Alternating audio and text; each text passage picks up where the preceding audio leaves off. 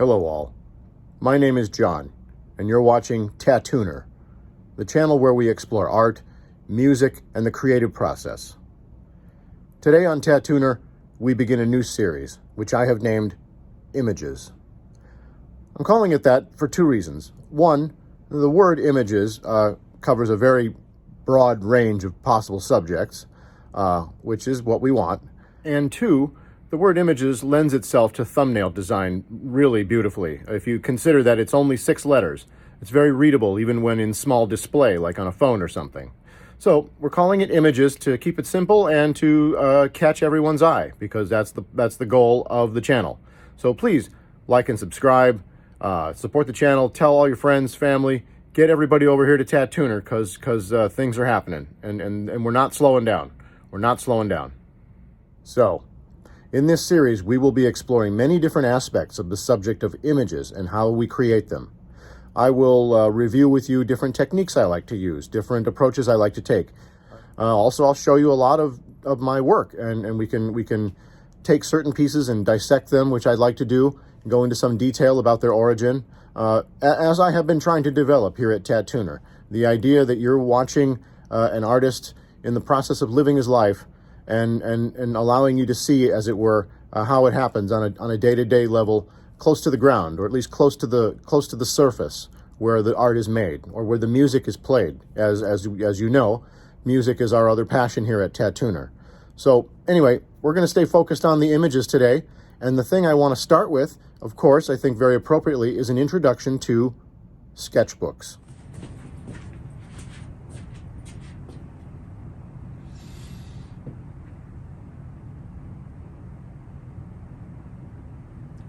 The sketchbook is a foundational tool for the artist and the designer and anyone with ideas.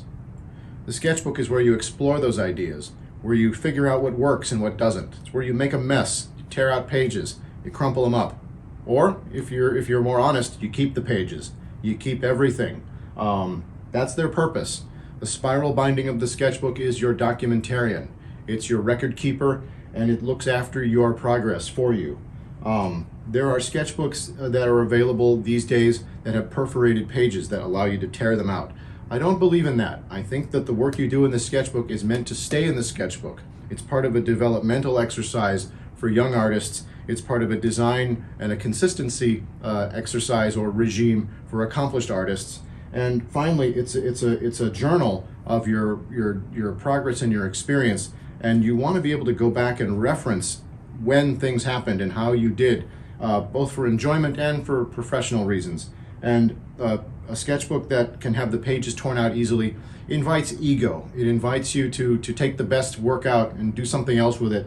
It invites you to throw away stuff that didn't really go well, rather than face up to your learning process. So I don't recommend that. And fortunately, you have a choice. There are plenty of sketchbooks nowadays, once again, with proper paper, acid-free, spiral-bound, no perforations.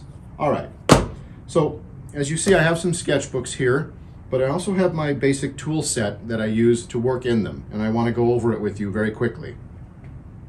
None of these things will be unfamiliar to you, dear viewers, but I want to emphasize that the simplicity of this group is enough to unlock most of the potential of the sketchbook and of you as well, the artist, working in the sketchbook. So with that, let me share with you the following. With my sketchbooks, I like to pair colored pencils, markers, ink pens for lines, and drafting pencils, which have different leads for different kinds of line work. Erasers, sharpeners, all that as well.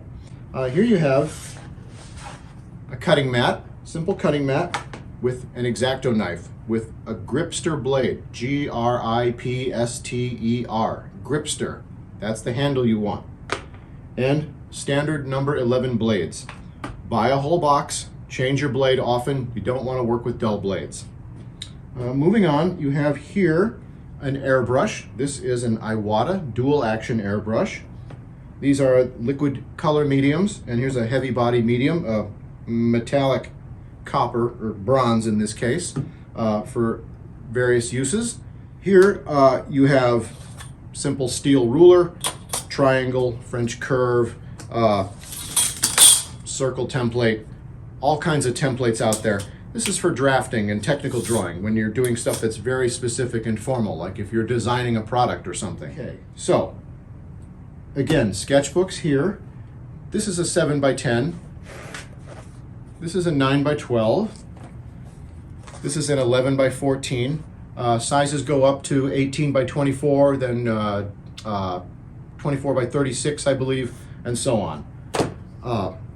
The small ones are good for working in the field, and I use them for more administrative use, whereas the larger ones are for the studio work and for the traditional drawing exercises. There are lots of interesting sketchbooks available that are specialized, like this one. This is a toned tan sketchbook, and what it has is colored paper. The colored paper lets you do renderings like you see on the cover, where the middle value of the rendering is the paper itself, and you add the highlights and the shadows.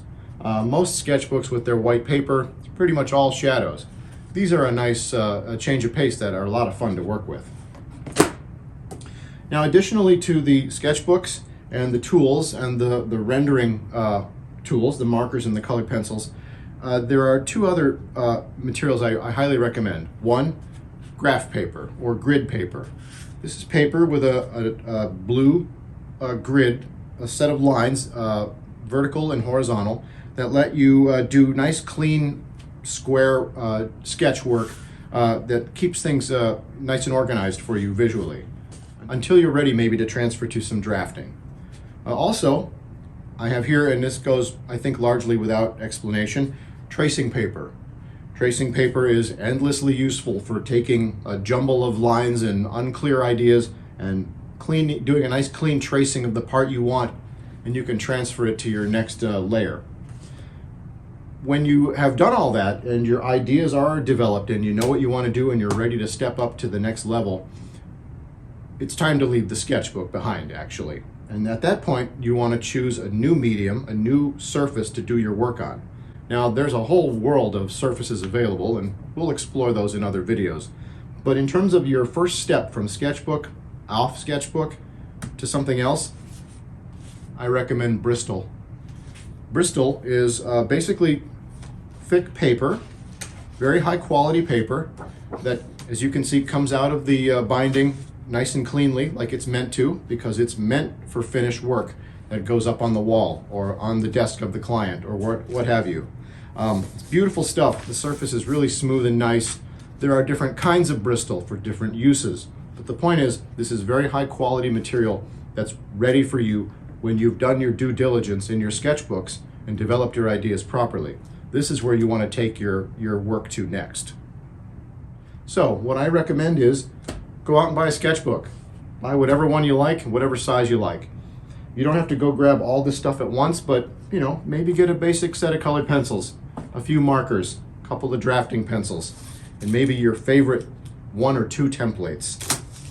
If you're a young artist at home, I assure you again, this is going to unlock a whole world of possibilities for you.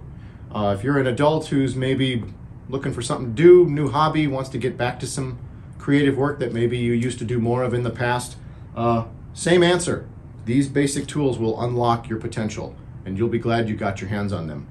And then once you get comfortable and you know what you like to do and what have you, whether you like to stay at home and sit and concentrate on your ideas, or whether maybe you like to go out to the park and sit on a bench and sketch the trees or the park, it's all there waiting for you. It's all there waiting for you.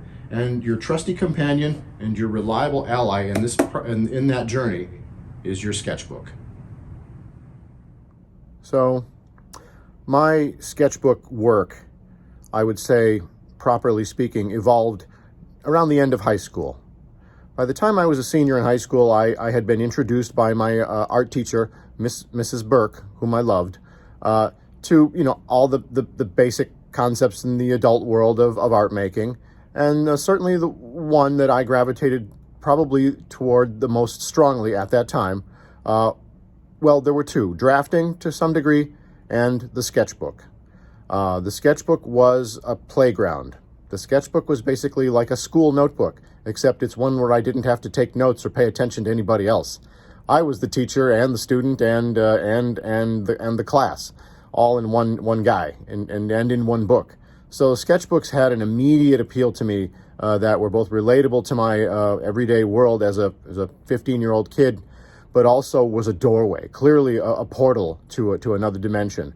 And I remember when Mrs. Burke showed me how to do cross-hatching, for example, a rendering style familiar to anybody who draws on a regular basis. But at one point in my life, it was new to me, or at least it was something I maybe had seen but never quite registered or undertaken myself until one fine day. She just kind of sat me down and showed me the basics. Hatch this way, hatch that way. Create your graduations, create your values, and create your image. Well, I thought, this is dandy. I was so excited when I'd been taught this new technique, and I just ran with it. I just took off like a shot. Fast forward through high school, college years, kind of getting going in the professional world. Eventually, I'm a young professional illustrator, making professional images for people for real money, and the sketchbooks now came into their own with a proper professional dimension, wherein I really did work out ideas in a very, if you will, serious way in order to produce finished work for clients. This period of time began in the early 90s and really dominated that decade. That was definitely the time when I sat night after night for years filling sketchbooks, 1 or 2 a month for a long time. Let's reference that pile. There we go, up there yonder. Those 6 banker boxes full of sketchbooks. You're watching Tattooner. I'm John. Please like and subscribe. Support the channel. All right. So we've had a presentation on the materials, the basic materials I like to use when I work in sketchbooks. I've shared some of my philosophy with you on why I believe the sketchbook is valuable and important.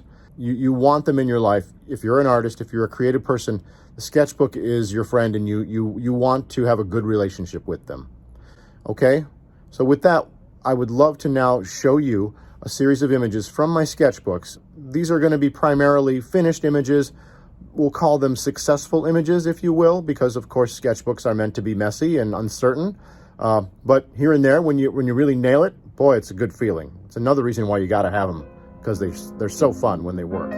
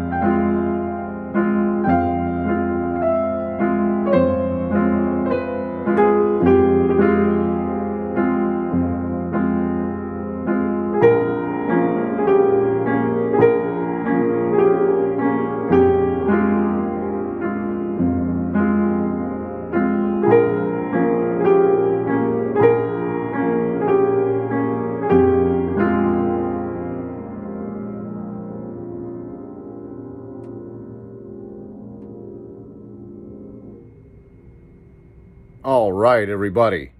I really hope you enjoyed that. We just watched a slideshow of a number of my better sketchbook images. But I want to emphasize, as this is part one in our new series, Images, here on Tattooner, and this is our introductory video, The Sketchbook. I want to emphasize that for every single page of the sketchbook that, really comes out well and you're very proud of and you want to show everybody, there are literally hundreds of sketchbook pages that just look like scribbles, that just look like doodles, that just look like maybe notes or nothing obvious, maybe nothing very interesting to look at. But you know what? That's the real substance of the sketchbook. That's the real heart of the matter. Those drawings, like the ones I showed, those are basically like the apples on the tree. That's the real fruit, and it's sweet, and you want to cultivate that, and you want to enjoy that. But the point is, you got to be a successful gardener, got to be a successful farmer. You have to be a successful cultivator of your ideas. And the sketchbook is really where that happens. It's not the only place, mind you, but it is, at least according to this artist, certainly one of the places where an awful lot of magic is available to you. By the way, speaking of magic, I counted the boxes. Remember up here I referenced I had 6 banker boxes full of sketchbooks? Well, when I went to take one down to look inside, I found there were 7 boxes. So look at that. And I counted in each box is about 20, 25 sketchbooks. So we're talking well north of 150 sketchbooks in that decade, 12, 13-year period during which I filled the bulk of them. Okay, my friends, let's wrap this up. Now that we've had our introduction to the sketchbook, in future videos in this series, we will certainly move on to what we can do with our ideas and our vision once we've done our due diligence in the sketchbook and worked out what we want to accomplish. That will involve the exploration of illustration board, painted wood, canvases, walls, lots of fun surfaces to work on once the sketchbook has done its job and assisted us along our journey. Until then, I want to thank you all so very much for watching. I'm really grateful for your time and your interest in what I'm trying to do here at Tattooner.